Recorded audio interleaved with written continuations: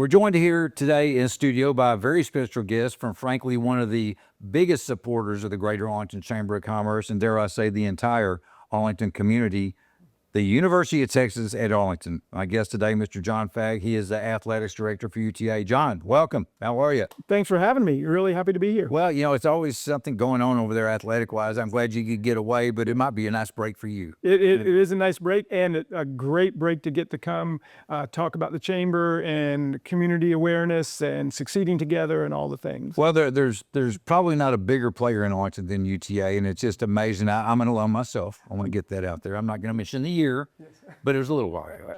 But it's amazing to me still to this day. I'm in Arlington all the time, and I always drive by campus, and I always see stuff going on, but you can't get away from athletics over there. So that's obviously why you're here today. Yes, sir. And I want to touch base on that just a little bit. For people that don't know, what conference is UTA in as we sit here today? We are in the Western Athletic Conference, and we play sports obviously all year round. Volleyball in the fall as our main sport, basketball, men's and women's in the winter, baseball, softball in the late winter, spring as kind of the spectator type sports that they would come see. And then you have indoor track, outdoor track? Indoor track, outdoor track, men's and women's golf, men's and women's tennis. Goodness. And I think I'm missing somebody in there. I feel like I'm missing somebody. Well, I think I read this before. UTA has a very prominent esports team as well, which may or may not fall into your It does not fall into me, but I'm a big esport fan. Are you? Yeah, Okay. they do a great job, and they're champions. They truly are. They do a great job. Good representation for the overall deal. So how long have you been on board now in this I've position? been here for about 2.5 years. Okay. I came here with Dr. Cowley when she just after she started. I think I was her first or second hire actually. Okay. And started August of 2022. Nice. So far, so good. So far, so good. It's a great place. UTA as a whole is such an amazing institution. When I was looking at the job, I did not realize how big it was, how far-reaching it was. And then I'm just trying to do some of that with athletics to try to represent the university and the community as well as I can. Well, again, as a guy who's been around Arlington and UTA for some time, when College Park Center came on board, that kind of moved to UTA. Obviously, you don't get credit for that. No, I don't get credit for that one. I'll try to take it. But let me say this: I would have to think it maybe that played a small part with you coming to UTA because you realized how serious UTA is about sports. Oh, that's actually incredibly true. When I was doing research, I saw the arena, and I said, if it's half as nice as the pictures are, we're going to be in business. And that really was a great reason why I came, because I think we can be great in all of our sports, but particularly men's and women's basketball. And it's just such a. I've been to a lot of non-sporting events in that arena as well. Sure. It's just a great tool. Yeah, it is. It's a wonderful viewing arena. It's loud for concerts. It's loud for games. It's a great setup. Beautiful, video capabilities and lighting capabilities. It can do a little bit of everything. Well, and I mentioned kind of off the cuff. I'm glad you agreed. The fact that could be a recruiting tool to bring in athletic directors. Yeah. But it's got to help on the athlete side too. Certainly helps with our athletes. We're really trying to grow athletics here as part of the whole university mission of being strong as possible. And it's a top mid-major arena one of the top in the country. Very few places have 2 practice gyms, for example, in kind of back of the house. And we have 2 practice gyms and the competition floor. It's just a beautiful place. Well, and you're also sitting kind of in a hotbed of athletes here in the North Texas area. Hottest of hotbeds. We'll take it. It doesn't hurt. We might as well go ahead and use it. So you've been here, you mentioned for a couple of years, 2.5 years. I'm guessing this isn't your first gig in the sports world. Not my first gig. With a little bit of everywhere. So. Well, you haven't always been around NIL and transfer portals and stuff. Right. Touch on that just a little bit, because as an outside looking in, I can't imagine how you handle that. So what's it like sitting in your chair? Sure. When NIL was first starting, name, image, likeness, the ability for our student athletes to monetize themselves, I literally thought to myself, I have 2 choices. I can resist it or embrace it.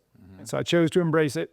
I worked hard at the forefront of NIL when I was at my previous institution, University of Arkansas. and brought some of those ideas to UTA, and we are doing everything we can to maximize our student athletes' NIL opportunities and have some really interesting things coming in the next 6 months or so, I think. Well, that's good to hear. Yeah. That's very good to hear. So as we sit here at the Greater Arlington Chamber of Commerce in this pretty cool studio, huh? Sargent Studios. Thank you, David Sargent, as always. Let's touch on community. I mean, obviously the Chamber's all about community. UTA is all about community, but sticking in the NIL vein, are there ways that the community can help support the school through name, image, likeness? Sure. You know, what happens to a lot of people, they just haven't thought about it very much yet. Pro athletes are spokespeople. College athletes now are spokespeople. If you want to connect young people, often an athlete, a college student is a wonderful way to do it. We only have 40,000, so it's not that many. I'm sure it's a pretty big place. And the idea that athletes, the way they engage in social media typically is far greater than even normal professional spokespeople. Their engagement rates are really, really high because people who follow them are passionate about them. And so our community can certainly take advantage of that, try to help their business, try to help our kids have some opportunity to make some money as well, and grow together. Do you actually have people on your staff to help the athletes with that, to get their name? Yes, we do have a director of NIL. Isn't that interesting? Absolutely. Okay. As we move into a new world, fall of 2025 is a new world for the NCAA. There are some lawsuits being settled it's changing the way NIL works to make it even more internal to the university instead of external. And now we will have a director of NIL, we will have a general manager, we will have things that help our student athletes understand what their brands are, what their monetization efforts are. That wasn't around when you started in this industry. It was not around.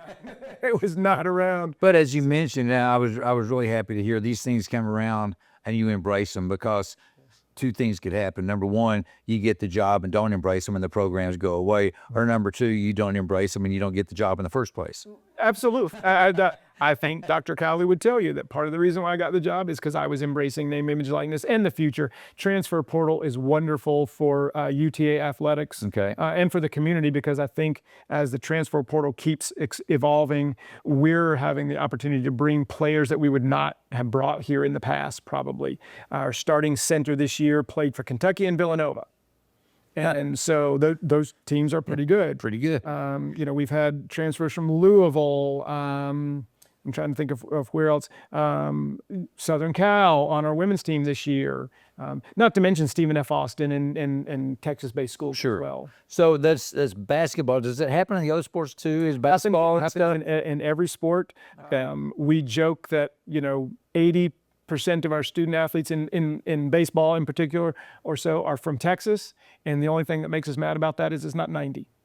So there's so much talent. Right. And pretty much that would go for all of our. Well, it's got to help too, quite frankly. If you get North Texas students, it's got to help the attendance at events. Absolutely. You want to play in front of your family and friends. Absolutely. You want to play in front of your family and friends. And, some of our kids go away and then come back. Okay. We talk about being first and last. We want kids coming out of high school to come play for us. And if they're better than us, go and play for Texas, which we had 2 years ago. Our WAC freshman of the year transferred to Texas and plays for Texas, does a great job. We're thrilled for Kendall. And we want to be last.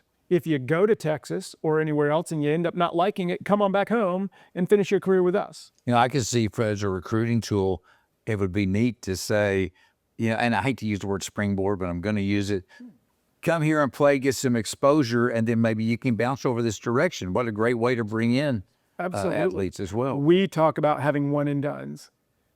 The big programs want to have players that, in basketball in particular, what we're talking about, they want a player that comes and plays for them for a year and goes to the NBA. We want a player that comes and plays for us for a year or two and goes on to a Power 4 program or something like that. We still got a great player for a couple of years, and a UTA, alum, so to speak, even though they don't graduate, and someone who cares about us. So going back to the community support, I wondered about this. UTA, very proudly, justifiably so, has a tremendous international student base. I have no idea how many different countries are represented at UTA. I would say 100 is a low number, but I don't know that for a fact. But a lot of these students come from countries to where a lot of the sports weren't that prevalent? Are you able to get them to kind of embrace it and go to a baseball game where they didn't grow up playing baseball? We absolutely do work on that every day. We do some educational sessions for them to try to teach them about baseball or basketball or volleyball.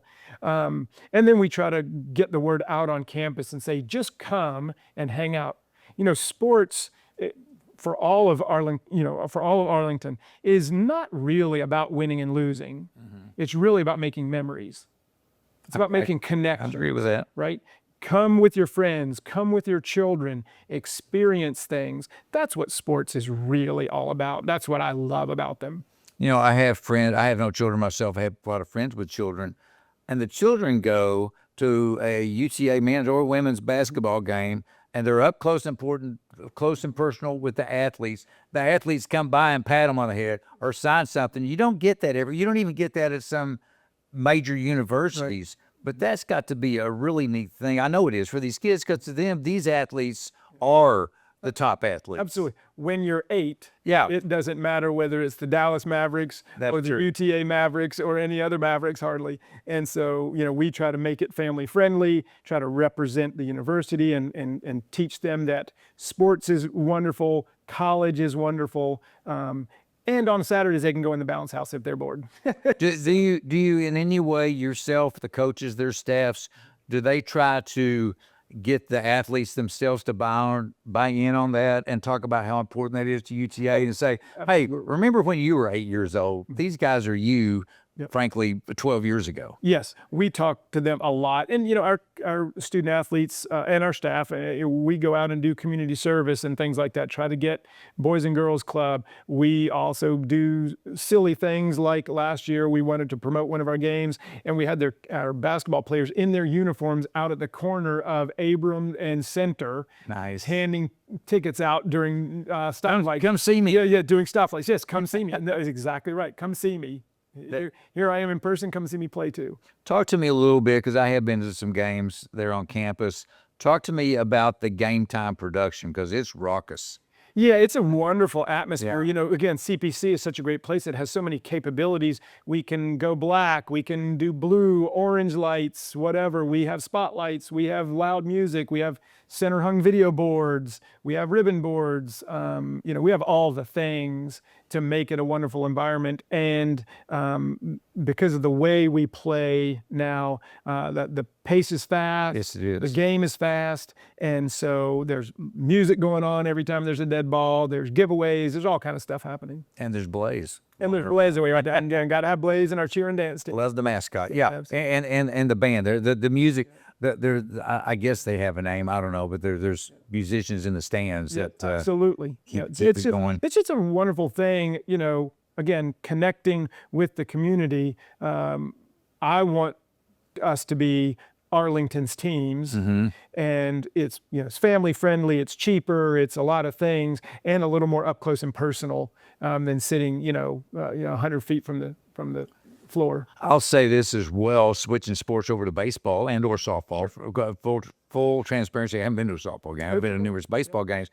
But when the weather's right, it's just so fun. It's just so natural. I'm in the sunshine. I'm watching these athletes. I'm watching students having a great time. I'm watching kids having a great time. Yeah. Is there anything better when the weather's right to sit there and enjoy that? And the price is right. I got to get that out there. Price is right, and baseball is wonderful. I love baseball. But softball, if you haven't been to a softball game, softball is wonderful because it takes about 2 hours. It's very quick. Right. The field is a little bit smaller, so the action is faster. It's baseball sped up. Yes, it is. And it's a lot of fun. I'm a big softball fan. It's baseball sped up in a lot of ways. You watch where the third baseman plays in softball versus where he or she plays in baseball. It's a whole different game. Absolutely. Do they ever mess around and have the baseball players try to get a hit off one of those pitchers? We've done some of those exercises. Play another sport. Yeah, they're not hitting a rise ball. Right. And they might hit a curve ball going down. They're not hitting a rise ball going up. Isn't that something? It's fascinating to watch them. So is there anything on the horizon we need to know about? Are there any more You mentioned that there's going to be some NIL changes. That not necessarily just for UTA, but as a whole. I think for the country, NIL is evolving, and the transfer portal continues to evolve. I think athletically for all teams in Texas and all teams around the country, there's just going to be a little more turnover. That's just the way it is. No different than people changing jobs, and university students changing schools. University student athletes are continuing to change schools. But what it's going to be is it's more reason than ever to cheer for your school and cheer for your local team, Right. despite who's playing. And you're more likely to see better student athletes coming through. The way the changes are taking place, the rosters are going to get a little smaller. Okay. And so when you have a little bit smaller roster, the talent goes farther. If that's fair. If there's not 15 people on a team and there's only 12 on any team, those 3 people, now you have it. It's just the way it works. More talent gets diffused because there are fewer spots, and so it works its way out farther. You touched on something. I've heard professional sports talk about this from a marketing standpoint. The names on the back of the jersey may change, but the logo on the front is always the same. This is what we're selling. Absolutely. Up front. Yep. Come root for your team. Right. If you went to school here, come root for your team. If you live here, come root for your team.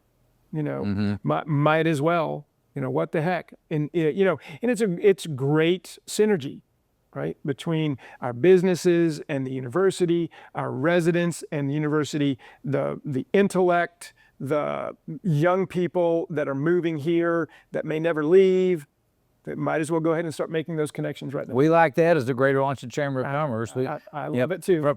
From a educational standpoint, UTA is top notch, and we love for those graduates when they stay here because it supports everything, and we together we succeed is a big motto around here. UTA gets it. Absolutely. Together we all succeed. Together we all succeed. So we play by those rules. I know UTA does as well, and it's a great thing to see.